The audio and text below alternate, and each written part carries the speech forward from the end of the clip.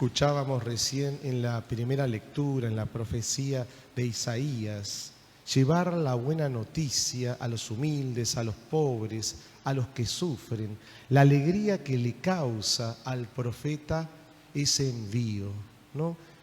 Nosotros con palabras más modernas podríamos decir la alegría que nos causa que el reino de Dios vaya creciendo, vaya avanzando, que se vaya anunciando la palabra del Señor, especialmente a aquellos que por ahí no tienen fe o no lo conocen al Señor o nunca escucharon hablar de Él o incluso lo han rechazado.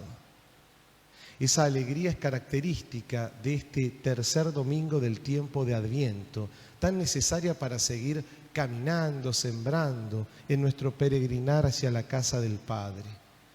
Por eso que no nos falte esa alegría. Si hubiera que subrayar una primera palabra en esta liturgia de hoy es la alegría que solo viene del Señor.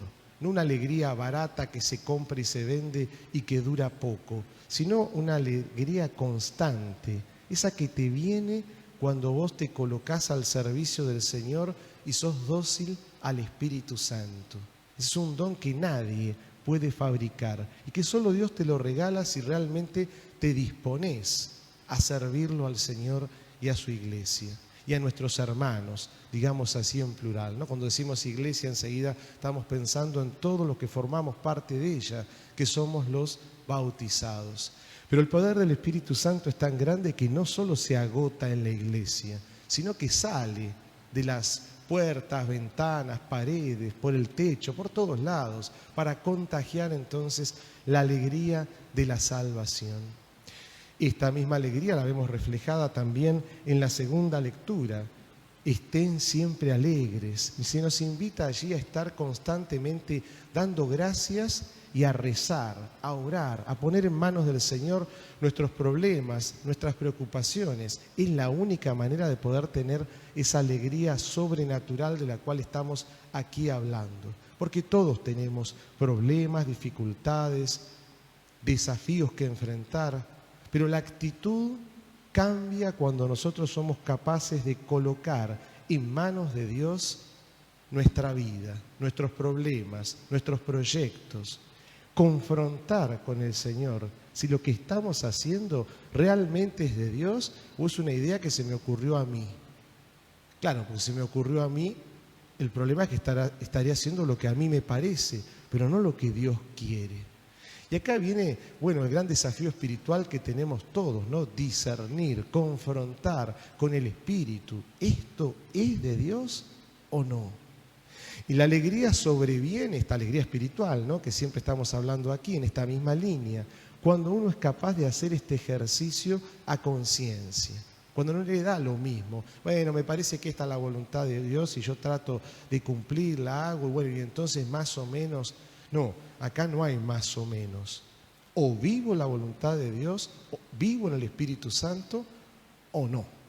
O me corté solo y entonces me corté de la iglesia también y ya uno queda, es una voz que queda sola, no como la de Juan el Bautista. Y acá sí pasamos a nuestro protagonista principal en esta homilía, que tiene muchísimo para enseñarnos este gran hombre, este último profeta, el que señaló al Cordero de Dios que quita el pecado del mundo. El texto dice que es una voz que grita en el desierto. Entonces enseguida nos imaginamos, es alguien que está solo. Sí, al principio sí, pero después sabemos que empezó a bautizar en el río Jordán y venían grandes multitudes a este bautismo de conversión que él daba para los pecados, ¿no? Lo explica muy bien. Yo bautizo con agua, pero después vendrá otro detrás de mí. Ese va a bautizar con el Espíritu. Ese es el ungido del Señor. Juan el Bautista entonces tiene muy clara cuál es su misión. Una voz que grita en el desierto. Alguien que anuncia palabras de vida que quizás poca gente escucha. Y acá quisiera entrar en una reflexión que me parece que el Evangelio de hoy, quizás haciendo algún juego con pocas palabras. La primera, alegría, que tenemos que retener sin duda. Y la segunda la trae Juan el Bautista, humildad. Es imposible agradar a Dios anunciar el Evangelio, que nuestra evangelización sea eficaz, podríamos decir así, si nos falta este don, que también viene de Dios, la humildad. Reconocer que es el Señor el que hace crecer. Nosotros podemos sembrar un poquito, colocar, pero siempre depositando nuestra confianza en el Señor. Si nos falta esa humildad, es imposible sembrar, porque en el medio del proceso vamos a empezar a poner cosas que son de nuestra cosecha, que eso no estaría mal. Lo que sí estaría muy mal es que no hagamos la voluntad de Dios y empecemos a hacer en el medio de la siembra lo que nosotros queremos. ¿Cuántas veces nos ha pasado esto en la iglesia? De querer sembrar con entusiasmo, con alegría, venimos bien, pero si nos la creemos, si no decimos como Juan el Bautista que viene otro detrás de nosotros que es mucho más grande y nosotros no somos dignos de desatarle la correa de las sandalias. Él es el dueño de toda la viña. Cuando nosotros reconocemos eso, le estamos dando paso al Espíritu Santo para que pueda obrar en nuestras vidas. Pongo un ejemplo, podría poner muchos, pero voy a poner un ejemplo candente en nuestro mundo de hoy, en nuestro país. Como esta transmisión la ven en otros países también, podría estar ocurriendo en el de ustedes, pero esto no lo sé. Pero yo hablo de aquí, de la Argentina, concretamente, que son los diarios, la radio, la tele, el internet, lo que vivimos día a día y compartimos en el medio de esta pandemia. El tema de la ley del aborto, que ustedes saben que el otro día ya tiene como media sanción y bueno, ahora tiene que pasar a senadores. Hay un ejemplo para analizar, pero con estos elementos que fuimos dando, de la alegría, del anuncio y de la humildad.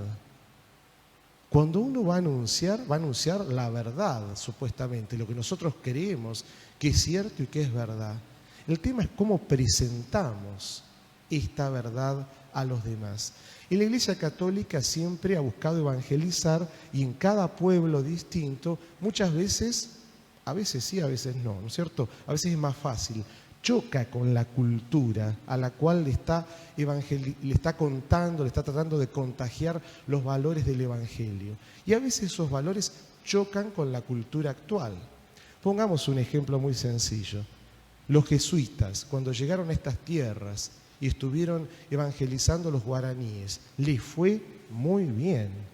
Utilizaron distintos métodos que les permitió meterse en el ajo de la gente, en esa cultura, y se empezó a irradiar. Después sabemos cómo terminó esa historia, pero por otros motivos, ya dentro de la iglesia. No cómo fueron expulsados, qué pasó y todo. Pero la evangelización que ellos hicieron en Paraguay, en nuestro litoral, etcétera, etcétera, tenemos las pruebas hoy de las reducciones jesuitas, están todavía las ruinas, y hoy podemos gozar de esa evangelización.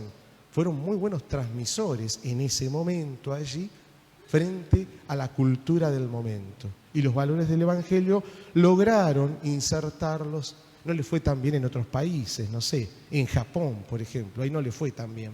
Pero sin embargo, bueno, y hoy sigue la Compañía de Jesús. Tomé ese ejemplo, pero podríamos hablar de cualquier otra orden religiosa. ¿Qué quiero decir con esto? Que a veces cuando salimos a anunciar la palabra de Dios en nuestra vida, en el congreso, en los testimonios, a veces nuestras palabras chocan, y está bien, con la cultura de este tiempo. Nuestra tarea con humildad no es simplemente cambiar corazones o que salga una ley y pedir, porque la ley, o va a ser para un lado o va a ser para el otro. Podrá estar un poco atemperada, podrá tener algunos detalles allí, pero no le podemos pedir una ley que explique cómo es el tema de cuando una persona está embarazada y el chico no fue concebido con amor y no lo quiere tener. Y entonces, ¿qué hacemos? ¿Ponemos una ley y la ley la obliga a tal cosa o no la obliga? Para un lado, para el otro. Es muy difícil pedirle a la ley que resuelva este tema. Más allá de todos los debates que hagamos, esto cambia muchísimo si nosotros tomamos otra perspectiva frente a lo delicado que es este tema. Y ahí pensamos enseguida en San Juan Bautista, este personaje que decía con humildad: yo no soy digno de desatarle la correa de las sandalias al que viene detrás de mí. ¿Por qué? Porque se dio cuenta que la obra es de Dios y que nosotros tenemos que sembrar y muchas veces luchar contra la cultura actual en este sentido, presentando los valores del Evangelio. Ahora, si ni siquiera se quieren escuchar esos valores o no prenden en este momento y en esta sociedad concreta, hablo de la Argentina, pero se podía expresar para cualquier parte del mundo esto, ¿qué recomienda el Señor? Que nos limpiemos el polvo que tengamos en nuestros zapatos, como diciendo: no sigas gastando tus dones, anunciame, sí, pero anda a otro lado, porque no están abiertos a recibir al Espíritu Santo, no están abiertos a comprender los valores del Evangelio, no quisieron. Fue tarea nuestra anunciarlo una y otra vez y con insistencia y hablar de la verdad, pero no obcecadamente seguir insistiendo cuando uno ve que ya, en el caso de la ley del aborto habrá que ver qué pasa. Insisto, yo no pondría todas nuestras esperanzas en una ley que está escrita por los legisladores, votada, ustedes conocen todo el proceso de cómo se promulga una ley, pero que dentro de un tiempo se puede volver a cambiar. Yo pondría mi confianza en nuestro Señor Jesucristo. Y si hay algo de lo cual adolece el mundo de hoy, nuestra sociedad, es que, ¿qué problema tienen? Le falta Jesús. No tienen a Jesús. Por eso hablan así. Por eso la palabra de Dios no entra en ellos y no se convierten y no hablan de los valores del Evangelio y hablan de otra cosa. Porque le falta a Jesús. ¿Cuál es nuestra tarea como iglesia? Evangelizar mejor, acompañar estos procesos. No le podemos pedir a una ley que nos solucione todo. Nuestro problema es más grave, no son las leyes, es cómo estamos evangelizando nosotros. Nos está faltando humildad para reconocer que por la fuerza nosotros no vamos a lograr nada. Si la ley del aborto nos deja enojados, con más violencia interior y con odio, es que no aprendimos nada y el Espíritu de Dios no está en nosotros.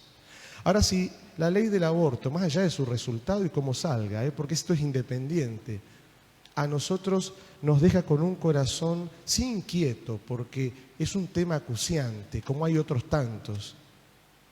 Quizás lo más acuciante es por qué los valores del Evangelio no terminan de entrar en la cultura de hoy.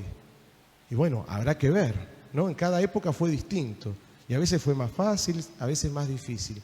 Pero nosotros como bautizados, como cristianos, como católicos comprometidos, no podemos tirar la toalla así nomás. Tenemos que seguir sembrando, pero con esa humildad.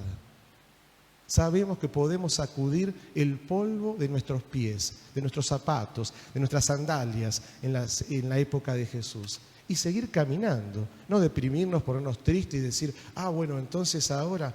No, porque la evangelización y el poder de Dios, del Espíritu Santo, es mucho más grande. Seríamos dignos de risa si pusiéramos nuestra confianza en tal o cual legislador o en tal o cual ley.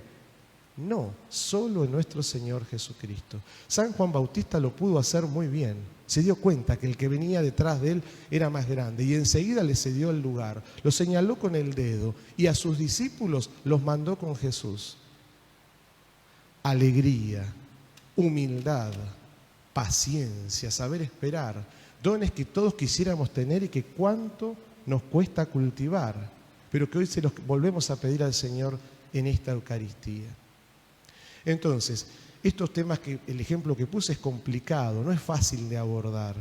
A cada persona que le preguntes tendrá su opinión, por conveniencias, por pareceres, por prudencia, pero yo sintetizaría en un solo renglón. No tienen a Jesús. En palabras de Juan el Bautista, del texto de hoy, no lo conocen. Detrás de mí viene, no lo conocen. Por eso obran así. Y la gente en esa época estaba, ¿vos por qué bautizás? Si no sos Elías, no sos el profeta, ¿quién sos? Detrás de mí viene, pero no lo conocen, dice él. Por eso no pueden vivir esto. Los invito entonces a seguir preparando nuestro corazón para la Navidad con estos textos, ¿Cómo lo conocemos nosotros a Jesús? ¿De qué manera obramos con lo que el Espíritu Santo nos pide? Directamente ni pensamos nada de esto, ni lo rezamos, o nos animamos a vivir una fe más profunda, que cambia estructuras, que puede cambiar la cultura de hoy, por supuesto, por la cultura de la vida, pero se hace de otra manera, no con violencia, no tanto militando, sino con humildad, sembrando la palabra de Dios y contagiando esa vida a través de las conciencias. Tenemos que educar más los valores del Evangelio, transmitirlos más en nuestro mundo de hoy. ¿Cómo se hace? Así, alimentándose de Jesús y saliendo por ahí después, pero sin utilizar métodos violentos, sin que nos quedemos con odio dentro de nosotros, porque eso no funciona y el mal entonces hace su obra y el Espíritu Santo queda relegado. Es importante también, es sano, espiritual y psicológicamente hablando, saber sacudir el polvo de los pies cuando nos damos cuenta que el Señor nos está pidiendo otra cosa. Ojalá el Espíritu Santo nos regale la sabiduría para poder aplicarla concretamente en estos casos que mencionamos. Que así sea.